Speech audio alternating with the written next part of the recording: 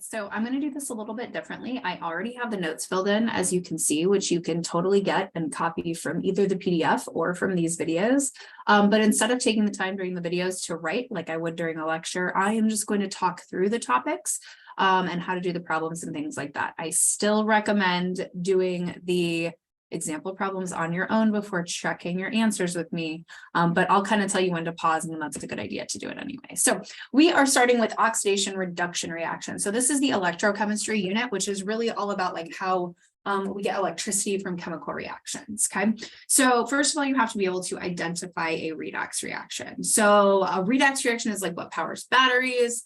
It's what happens in all kinds of reactions. We can get electricity from essentially a transfer of electrons.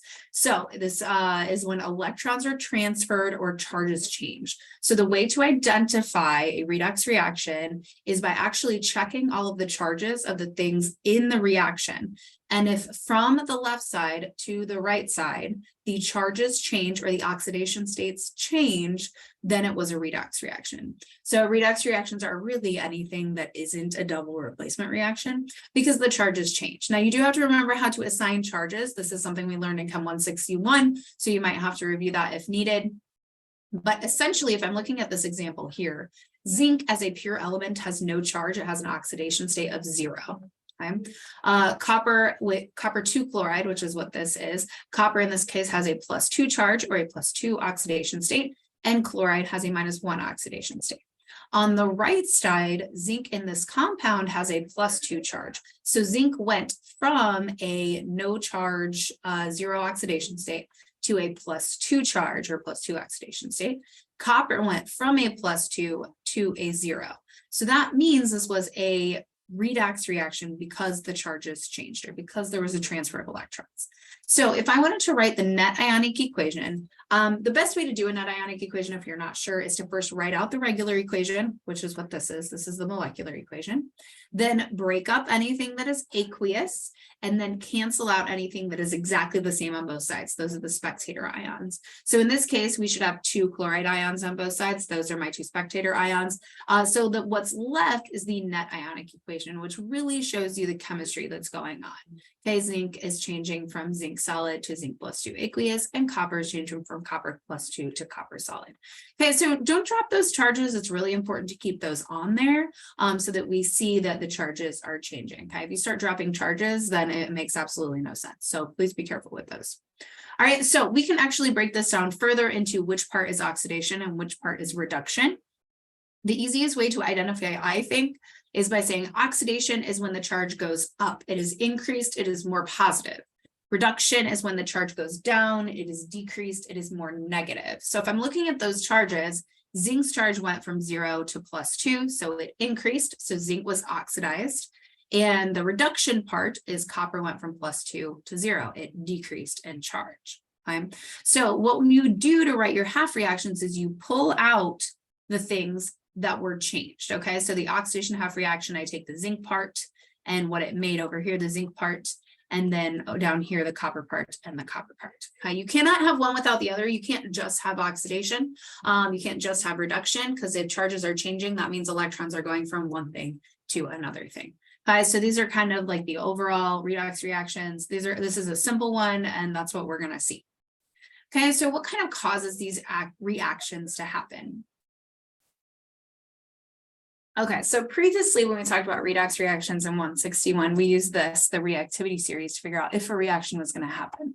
Okay, so the rule was if you look at the activity series and the single metal is higher than the one in the compound, it will react. So like if I'm talking about this reaction up here, this molecular zinc and copper 2 chloride, I would be like, well, is the single metal, so zinc, higher in reactivity than copper, which is in copper 2 chloride. So I check my sheet and I'm like, well, zinc is here and copper is down here. So yes, the reaction will happen. They will switch places. This is single replacement. Okay, if that wasn't the case, then it would be like no reaction. Okay, so I would pause here, try to do example number 1 on your own without copying down the answers. But essentially tell me, would these reactions happen based on the activity series? Okay, so A should be no reaction because iron is not higher than aluminum. B does react because zinc is higher than silver. and C does react because magnesium is higher than hydrogen. Now, of course, I'm not just going to ask you, does it react? You would have to actually balance the reaction. So that means they're going to switch places, and then you need to check your charges, and the other one should be a metal. Unless it was hydrogen, then it's H2. The charges are all on this list, but that was what we did in 161. Okay, that's kind of like the easy way out. It's to be like, oh, well, this is higher in reactivity, but like, why is it higher in reactivity? Why does this react? That's what we're going to talk about. Okay, so another term, just to kind of make all the redox stuff even more confusing, is that there's oxidizing agents and reducing agents. So whatever substance is being reduced, so I'm going to go back to our original example up here, right? The thing that was reduced was copper. Copper was being reduced.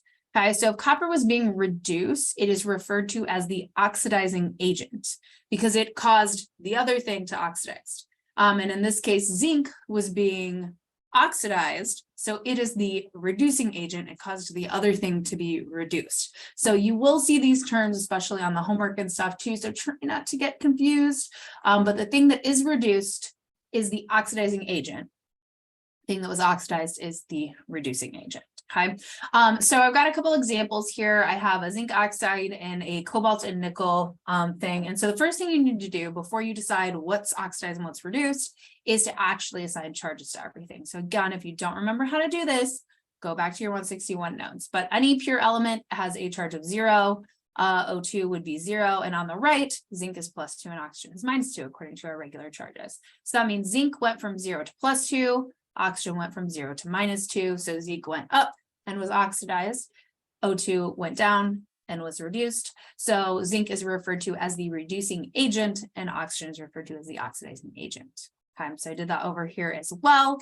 If you have questions about that, let me know. So I would recommend you do example number 2 before I scroll down and show you what the answer is. It says for each of the reactions below, identify what is oxidized, what is reduced, tell me the oxidizing agent and the reducing agent. Okay, so here's my answers here. I've got oxidizing agent and the reducing agent, what was oxidized and what was reduced. Now you'll notice when I checked my charges, I figured out essentially that carbon is the thing changing. Carbon right here is +2 because oxygen is -2. Carbon over here is +4. So carbon was being oxidized. So you don't just say carbon when I ask what species was oxidized, you say the whole compound, whatever it was. Okay, so the thing that was oxidized was actually carbon monoxide, which is referred to as a reducing agent. Iron is the thing that changed charges. So you would say Fe2O3 was the thing that was reduced. Iron went from +3 to 0. Okay, so list the whole compound, not just the single element. Okay, and down here, oxidized or the reducing agent was iodine, and reduced or the oxidizing agent was that dichromate. Okay, chromate changed charges. Okay, so I'm going to pause here for this video.